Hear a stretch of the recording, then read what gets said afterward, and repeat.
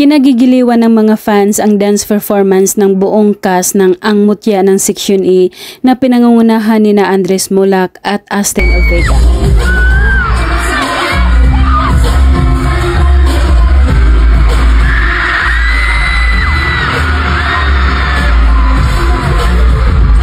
Ito ay naganap sa ginawang The Ultimate Fan Meet and Greet Show, Section Nation D2 na dinadaluhan ng kanilang mga fans.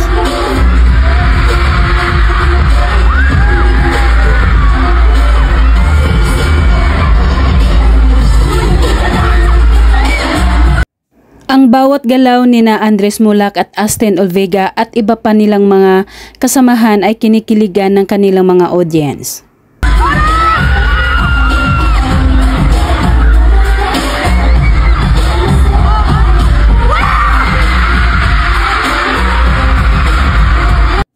Todo hataw sa pagsayaw ang buong cast at lahat sila ay nakasuot ng school uniform na talaga namang nababagay din sa kanilang lahat.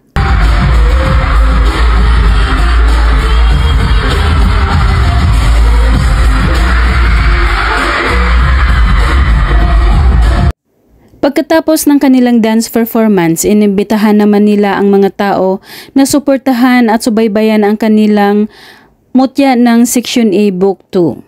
GAC! You guys want more? Yeah? Well, if you want more, we will...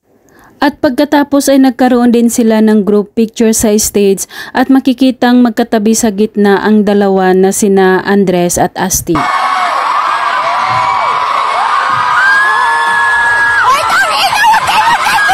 Hindi mapigilan ni Andres Moulac na mapaluha habang nasa backstage ito dahil sa kanilang matagumpay na fan meet and greet show.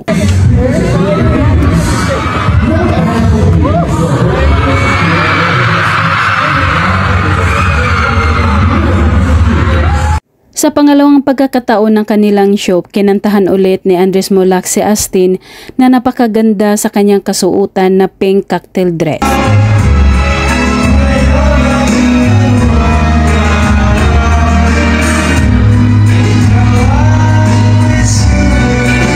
Hindi naman napigilan ni Andres na yakapin ang dalaga pagkatapos niya itong kantahan at makikita ding yumakap din sa kanya ang dalaga.